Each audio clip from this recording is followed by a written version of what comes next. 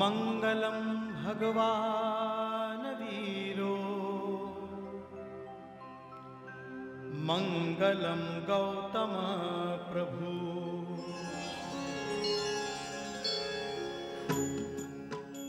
Om NaMo अरिहन्ताणं NaMo सिद्धाणं NaMo आयर्याणं NaMo वचायाणं NaMo लोये सवसाहूणम्।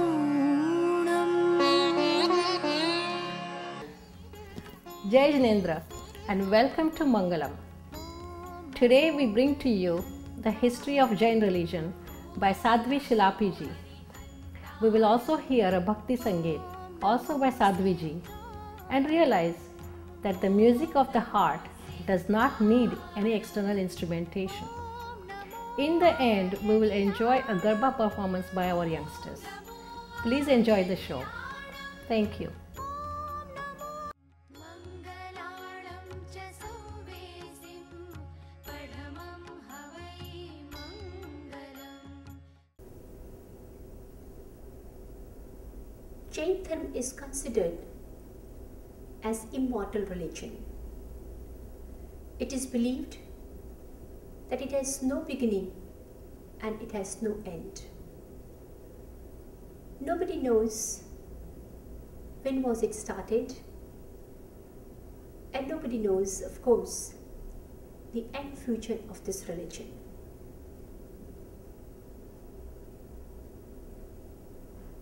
It is believed that since time immemorial, this religion has been in existence. According to the Jain historical beliefs, in every time cycle, we have 24 Tirthankars. In this time cycle, we had 24 Tirthankars. The first one was Rishabdev Bhagwan, and the last 24th was Tirthankar Mahavir. The time between two Tirthankars, the first and 24th, is about millions of years. And it is very hard to understand or to really historically investigate about the facts of these millions of years. The time difference between 23rd Tirthankar and 24th is about 250 years. It is also believed that parents of Tirthankar Mahavir, Trishula and Siddharth, they were the followers of Parshvanath Bhagwan, they were the followers of Parshvapatyam. The timing of Tirthankar Mahavir is 599 BC to 527 BC. He was born, raised, attained Keval Gnan, preached all his teachings in the present Bihar, which was at one time called Magad. At the age of 30, he renounced, and for 12.5 years, he worked very hard to attain, to experience final knowledge, infinite compassion, bliss, and infinite knowledge, which we call Keval Gnan. After attaining Keval Gnan, Tirthankar Mahavir travelled from one city to another, from one village to another, from one place to another continuously for 30 years to propagate his message of love, compassion, non-violence, anikan and aparigraham. Tirthankar Mahavir belongs to everyone and everyone belongs to Tirthankar Mahavir. His teachings were so lucid, his teachings were so beautiful, they were so meaningful that people from all walks of life came to listen to him. He would speak for many hours and people would be able to understand every single word, whatever he said. His capacity of connectivity even connected animals. It is believed that in the Samosharan of Tirthankar Mahavir, even animals would come and sit and try to understand what he was trying. Tirthankar Mahavir said that respect for all forms of life. He said, as you want to live, so do the others. You have no right to take anybody's life. So respect for all forms of life was his major contribution. He said, even if you treat or even if you lift an inanimate object, you need to make sure that you lift it with tremendous love, compassion and respect, because you are treating or you are handling inanimate object with love and compassion shows that you are filled with love and compassion. Your aggression, your mistreatment shows that you are not composed and you are not peaceful from within. Therefore, he said, respect all forms of life, even the inanimate objects, he said you should respect. Tirthankar Mahavir did not make any differentiation in any groups of any types of groups. He said all humanity is one. There is no need to make differences, there is no need to make groups and differentiation. In the congregation or in the Sangha of Mahavir, everybody was allowed to renounce. Lower class, higher class, royal class, merchant class, educated class, servant class, everybody was allowed to become the member of Tirthankar Mahavir. In his lifetime, he ordained 36,000 Sadhvijis and 14,000 sadhus. Ari Chandana he made the head of Sadhvijis, and Gadadhar Gautam was heading the Sangha of monks. It was very well structured Sangha, it was very well organized kind of discipline, and everybody was very clear what they were supposed to do as far as their spiritual practice inner development is concerned. Tirthankar Mahavir said that nobody is great by birth. You can only become great by doing great deeds every minute of your time, every minute of your life. He never differentiated by people by their birth, by their class, or by their some kind of given circumstances. He said you can only become good by doing good deeds. There was no sect, there was no groupism, there was no kind of sectarian prejudices during the times of Mahavir. The entire group, entire Sangha is one, and there was tremendous respect for the Sangha as well. For your tax-free donations, suggestions and comments, please visit mangalamshow.com.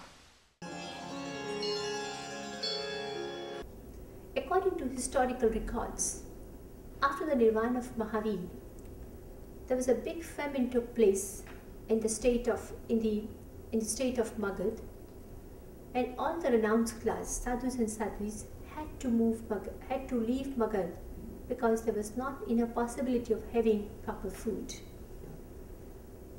It is believed that some monks went to South India and some monks went to Nepal. Nepal means northern part of the India.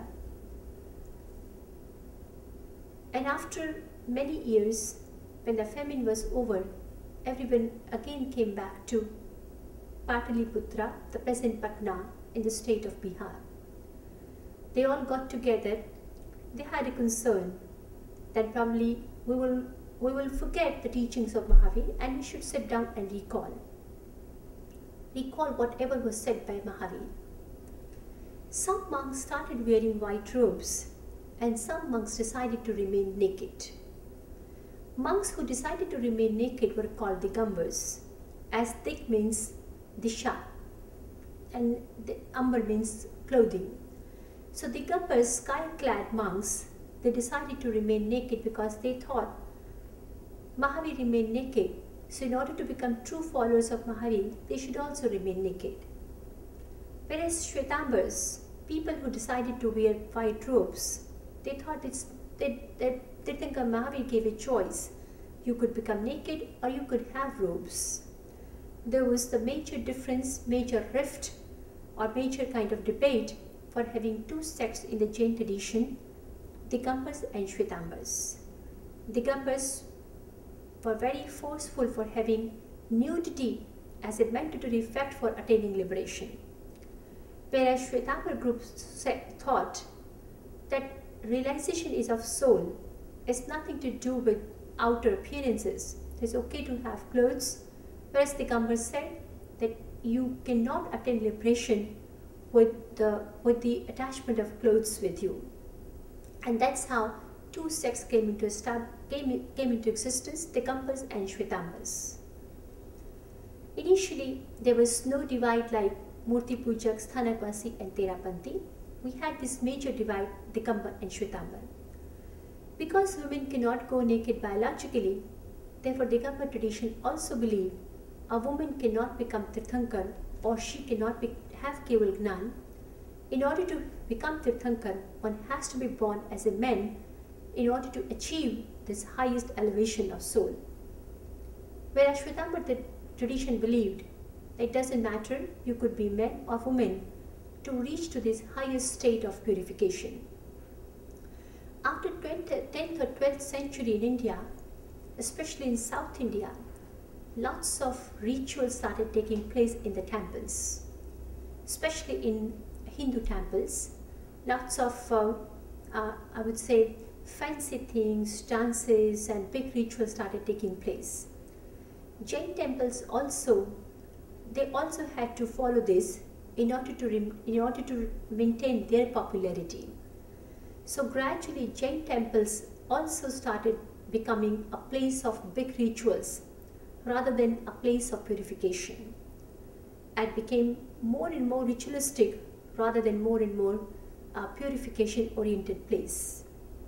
About 500 years ago, a layman called Dilip Shah, who was the copier of the Jain text, one day he was copying the Jain text and suddenly he read them and realized that this kind of concentration of rituals in fact was not the part of the Jain teachings, and it all came later on as a practice. Therefore he started a new sect which was against of image worshipping, idol worshipping, because he thought that purification is of soul. It's nothing to do with external or outer rituals. We need to concentrate on our inner progress. He started his sect as against of image worship, and he called his sect as Sthanakvasi.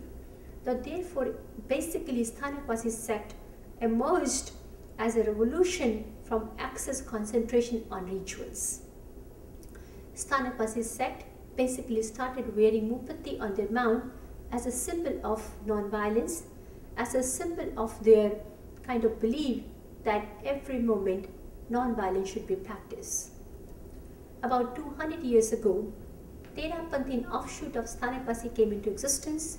They believed that compassion, active caring is called Lokik Dharma, and in reality you should only, or in true sense, you should only concentrate on your inner development. That's how gradually in Shvetambara tradition we had Theravasi tradition, Sthanakvasi tradition and Terapanthi tradition. But if you really read carefully and think carefully, all the sects, all the Shvetambara sects believe in main 32 scriptures. Theravasi tradition, they had 13 more scriptures as an addition, but 32 scriptures are maintained or are respected by all the three Shvetambara traditions. Digambara traditions and all the Shvetambara tradition interestingly believe in the purification of soul and the liberation of the soul, 8 karmas, 9 tattvas, 6 dravyas, and also they believe in the teachings of Mahavir almost in the same way. But there is difference in their external practices which bring a major rift in their beliefs. But as far as philosophy is concerned, as far as the principles are concerned, they are not major different. In this day and age, Tirthankar Mahavir's teachings are very, I would say, they are very much in demand in the sense that he was the prophet who talked about ecology. He was the prophet who talked about environmental balances. He talked about our responsibility towards every component of the nature. So maybe we can respect each other's beliefs, the way some people want to, the way different sects want to follow or want to practice their kind of rituals. I think that's okay, and we should respect each other's way of practicing their religion, their rituals, but we should also propagate and spend our energy to understand those teachings of Mahavir which are universal and which are beneficial for the entire humanity, animal kingdom, even to the plant kingdom. And these teachings of Mahavir, they are extremely rich, and rather too much bogging down into the difference in small rituals, we should join our hands to understand and propagate rich heritage of Tirthankar Mahavir. Thank you very much.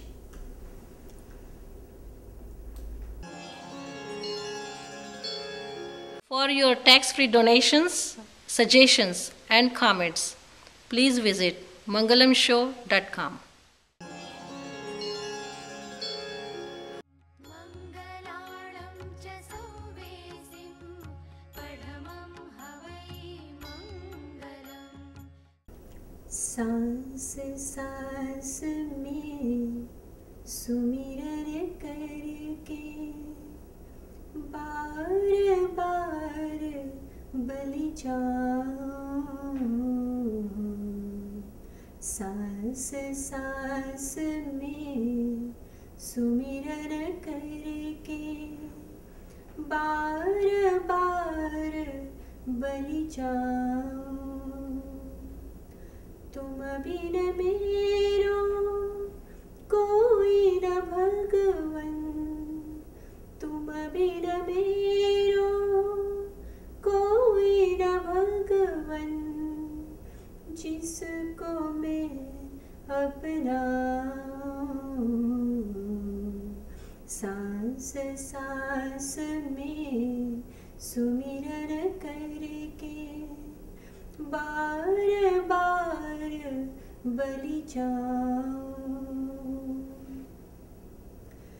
उठत बैठत तुम्हें आराधू, आठ प्रहर गुण गाऊं।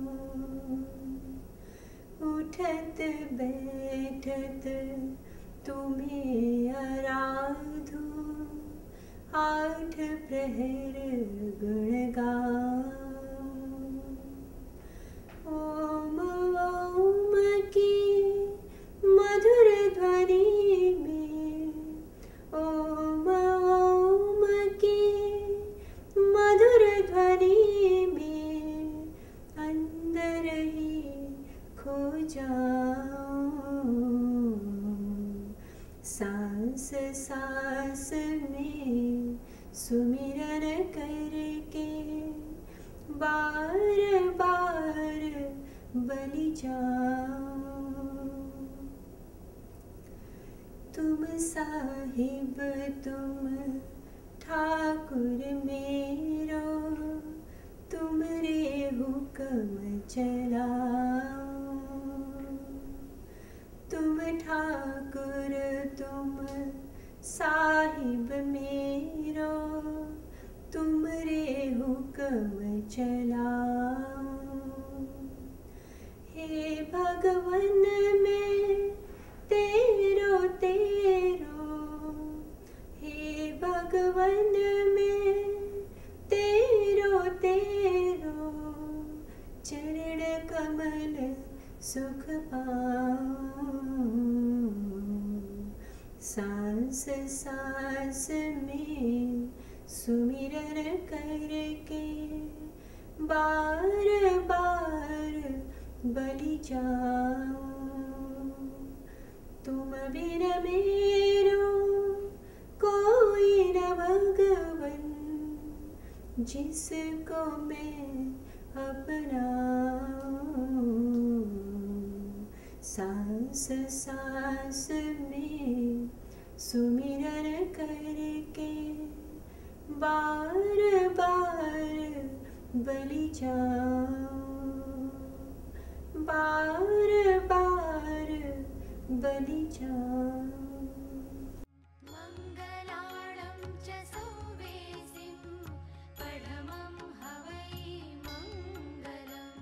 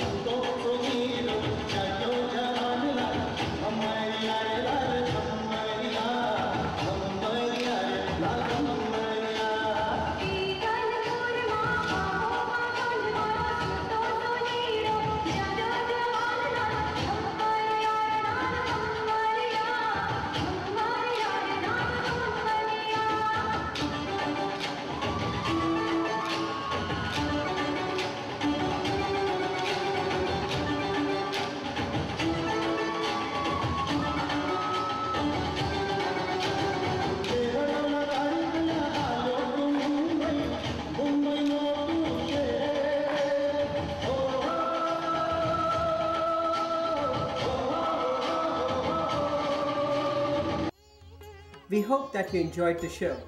We look forward to meeting you in our next episode of Mangalam. For the reviews and comments, please write to mangalamshow@gmail.com. Thank you.